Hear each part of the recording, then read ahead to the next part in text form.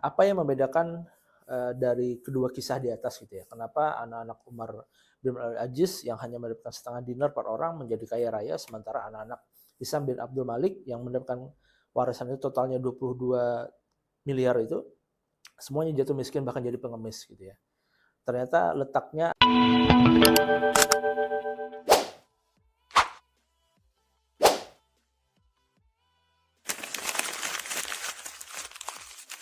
Assalamualaikum warahmatullahi wabarakatuh, sahabat dermawan. Hari ini di edisi kedua dari Zona Podcast Masyarakat Syariah, saya akan coba memberikan sebuah kisah gitu yang sangat menarik dari dua orang khilafah di zaman dinasti Bani Umayyah gitu ya, yaitu khilafah Hisam bin Abdul Malik dan juga khilafah Umar bin Abdul Aziz. Ya, jadi dua khilafah ini punya anak sama-sama 11 orang gitu ya. Bedanya adalah ketika beliau berdua wafat, anak dari Hisam bin Abdul Malik ini diwarisi harta yang cukup banyak gitu ya. Mungkin sangat banyak gitu ya, karena nilainya satu orang itu mendapatkan sekitar 1 juta dinar. Sementara anak-anaknya Umar bin Abdul Aziz ini hanya mendapatkan setengah dinar gitu. Kalau dirupiahkan gitu ya, 1 juta dinar itu mungkin sekitar 2 miliar untuk hari ini gitu ya. Artinya satu anak dapat 2 miliar, totalnya 11 berarti sekitar 22 miliar.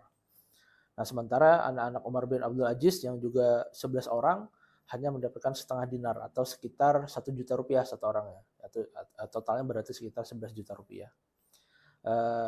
Hanya saja beberapa tahun kemudian setelah beliau berdua wafat, anak-anak Hisam bin Abdul Malik ini yang mendapatkan warisan totalnya sebesar sekitar 22 miliar itu semuanya jatuh miskin gitu. Bahkan beberapa di antaranya menjadi pengemis gitu ya.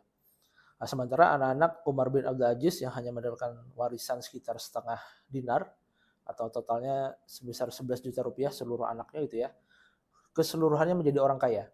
Bahkan ada satu orang yang menyumbang gitu ya, menyumbang kuda dan juga perbekalan kepada 100.000 pasukan muslim yang saat itu hendak berangkat ke Mesir. Nah, apa yang membedakan dari kedua kisah di atas gitu ya? Kenapa anak-anak Umar bin Abdul Aziz yang hanya mendapatkan setengah dinar per orang menjadi kaya raya, sementara anak-anak Hisam bin Abdul Malik yang mendapatkan warisan itu totalnya 22 miliar itu semuanya jatuh miskin bahkan jadi pengemis gitu ya. Ternyata letaknya ada di keberkahan gitu. Dalam kisah ketika Umar bin Abdul Aziz itu wafat gitu ya, ditanyalah oleh para pengikut beliau atau para anak buah beliau, ya wahai khilafah, engkau adalah seorang pemimpin yang berhasil memakmurkan rakyatmu gitu ya. Dalam kisahnya Umar bin Abdul Aziz salah satu pemimpin yang membuat di negeri muslim itu tidak ada mustahik gitu, semuanya tidak ada yang berhak menerima zakat karena makmur semuanya gitu ya. Tapi kenapa ketika beliau wafat hanya mewariskan sedikit harta kepada anaknya? Tidak adakah wasiat yang lebih istilahnya lebih menjamin lah agar anak-anakmu nanti tidak kelaparan atau kesusahan di masa depan? Apa kata Khalifah Umar bin Abdul Aziz? Sesungguhnya ada 2 jenis anakku dan inilah wasiatku kepada mereka. Seandainya mereka adalah orang-orang yang soleh, mempraktekkan apa yang kuajarkan selama aku hidup, ilmu-ilmu yang kuwariskan kepada mereka, maka Allah lah yang akan menjaga mereka. Sementara ada jenis kedua, yaitu mereka yang tidak mempraktekkan ilmu-ilmu yang kuajarkan kepada mereka atau mereka yang tidak soleh, maka aku tidak akan mewariskan sedikit pun harta agar mereka bisa bermaksiat. Gitu. Itu wasiat, satu-satunya wasiat dari Khalifah Umar bin Abdul Aziz. Sehingga beliau hanya mewariskan sedikit harta kepada anak-anaknya.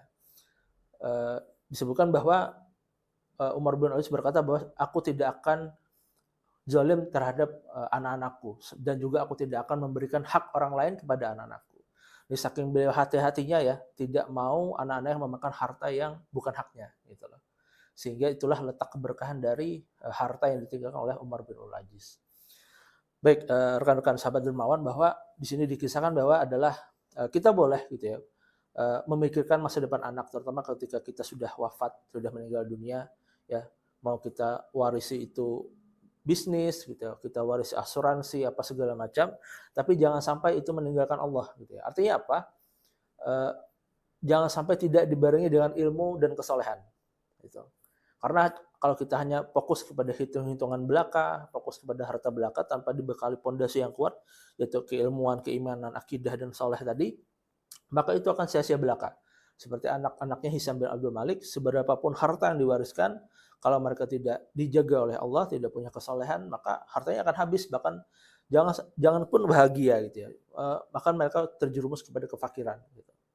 Nah, itulah yang kita harus jaga. Maka yang paling utama, yang paling penting adalah kita pastikan diri kita soleh dulu, gitu ya. Sebagai orang tua jadi orang tua yang soleh, dan didiklah anak-anak menjadi orang soleh juga. Diriwayatkan oleh Ibnu Katsir bahwa Allah menjaga orang soleh itu beserta 7 keturunannya. Ya meskipun harta tidak banyak gitu ya, tapi Allah yang menjaga anak-anak orang soleh itu hingga 7 turunan. Nah ini hingga muncul mungkin peribahasa kayak 7 turunan gitu ya. Mungkin dari riwayat Ibnu Katsir ini gitu loh. Nah, bahwa yang diwariskan itu bukanlah sekedar harta saja, tapi juga keilmuannya, akidahnya, imannya, kesolehannya. Nah, maka yang paling penting Bapak Ibu sahabat dermawan, bahwa jangan sampai apa yang kita tinggalkan atau wariskan atau kita modali usaha anak itu dengan harta yang tidak halal. Pastikan semuanya halal. Ya, kehalalannya harus dipastikan. Nah, yang terakhir bahwa kita harus ingat bahwa seandainya kita adalah orang yang soleh dan anak-anak kita yang soleh, maka pasti akan Allah jaga hingga 7 turunan.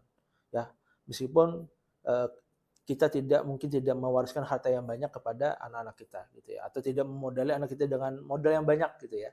Nah, semoga dengan sedikit tapi berkah itu yang membaur ya, bisa membawa kebaikan bagi anak-anak kita, dan yakinlah insya Allah bisnis yang mungkin dimulai dengan modal yang kecil ya, warisan yang kecil itu akan dijaga oleh Allah dan dibesarkan oleh Allah. Itu jauh lebih penting daripada sekedar harta yang banyak.